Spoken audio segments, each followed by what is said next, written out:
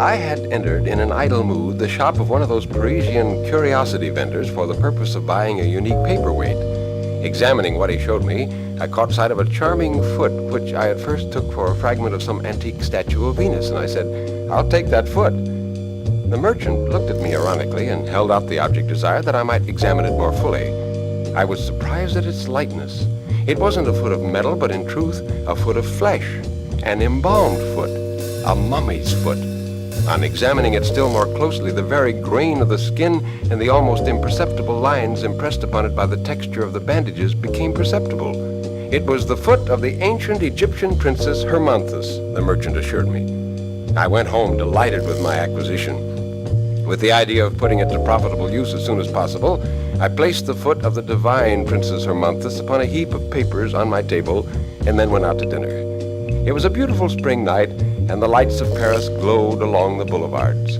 When I came back that evening with my brain slightly confused by a few glasses of wine, a vague whiff of oriental perfume delicately titillated my olfactory nerves.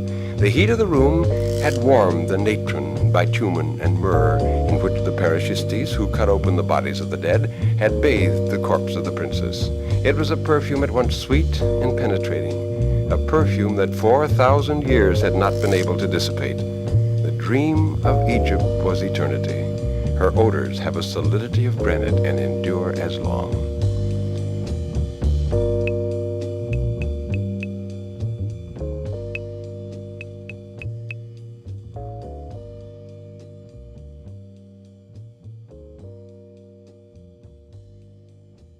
I soon drank deeply from the black cup of sleep.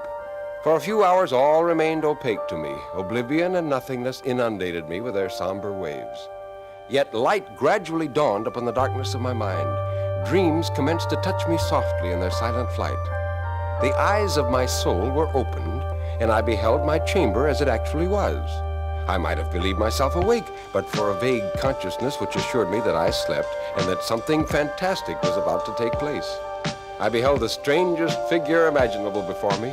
It was a young girl of very deep coffee-brown complexion, with eyebrows so black that they seemed blue. She wore upon her bosom a little green idol figure bearing a whip with 7 lashes, which proved it to be an image of Isis, the Egyptian goddess of the arts. One strange circumstance, which wasn't at all calculated to restore my equanimity, was that the apparition had but 1 foot. The other was broken off at the ankle. I comprehended at once, and I said, "Princess, I never retained anybody's foot unjustly. Even though I paid for your foot, I present it to you gladly.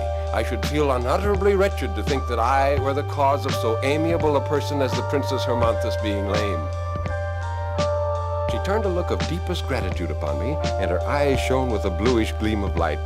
She took her foot like a woman about to put on her little shoe and adjusted it to her leg with much skill. This operation over, she took a few steps about the room as though to assure herself that she was really no longer lame. And then she said, "Come with me to my father. He will receive you kindly, for you've given me back my foot." Well, I was rather surprised I understood her, for she spoke in a most ancient Coptic tongue.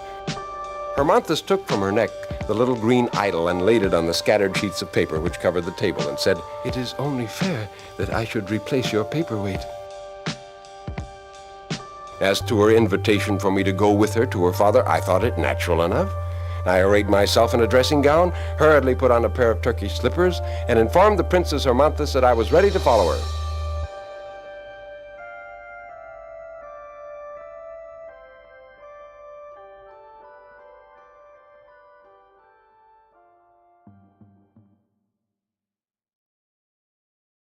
She gave me her hand, which felt soft and cold like the skin of a serpent, and we departed. We passed for some time with the velocity of an arrow through a fluid of grayish expanse, in which half-formed silhouettes flitted swiftly by us to right and left. For an instant, we saw only sky and sea. A few moments later, obelisks commenced to tower in the distance. Pylons and vast flights of steps guarded by sphinxes became clearly outlined against the horizon. We had reached our destination. The princess conducted me to the mountain of rose-colored granite, in the face of which appeared an opening so narrow and low it would have been difficult to distinguish it from the fissures in the rock, had not its location been marked by 2 stelae wrought with sculptures. Hermonthis kindled a torch and led the way before me. We traversed corridors hewn through the living rock, their walls covered with hieroglyphics. At last we found ourselves in a hall so vast, so enormous, so immeasurable, that the eye could not reach the limits. The Princess Hermonthis still held my hand and graciously saluted the mummies of her acquaintance. All the pharaohs were there: Cheops, Khephren, Psammetichus, Sesostris, Amenhotep, all the dark rulers of the pyramids and the Syrinxes. On yet higher thrones sat Kronos and Xisuthros. After permitting me to gaze upon this bewildering spectacle a few moments, the Princess Hermonthis presented me to her father Pharaoh, who favored me with a most gracious nod. The princess clapped her little hands together with every sign of frantic joy and said, "I have found my foot again. I have found my foot. It was the gentleman who restored it to me." Pharaoh pointed his scepter at me and said, "By Ohms, the dog of hell, and to my daughter of the sun and of truth, this is a brave and worthy lad. What recompense do you desire?" Filled with daring, inspired by dreams in which nothing seemed impossible, I asked him for the hand of the Princess Hermonthis. Pharaoh opened wide his eyes of glass in astonishment at my request. "What country do you come from? And what is your age?" I am a Frenchman, and I'm 27 years old, Venerable Pharaoh." 27 years old? And he wishes to espouse the Princess Hermonthis, who is 30 centuries old. If you were even only 2,000 years old, I would willingly give you the princess, but the disproportion is too great.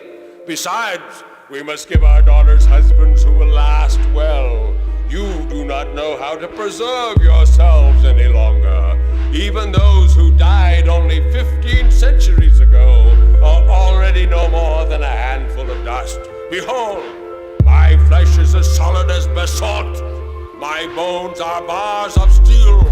I shall be present on the last day of the world with the same body and the same features which I had during my lifetime.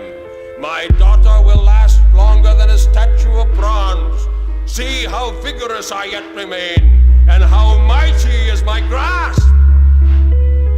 He shook my hand in the English fashion with a strength that buried my rings in the flesh of my fingers. He squeezed me so hard that I awoke and found my friend Alfred shaking me by the arm to make me get up, saying, "Oh, you everlasting sleeper. Must I have you carried out into the middle of the street and fireworks exploded in your ears? It's afternoon. Don't you recollect your promise to take me with you to see Monsieur Quarto's Spanish pictures?" "Oh, I forgot all about it," I answered, getting up hurriedly. "We'll go there at once. I have the permit lying on my desk." I started to find it, but fancy my astonishment when I saw lying there, not the mummy's foot, but the little green idol left in its place by the Princess Hermonthis.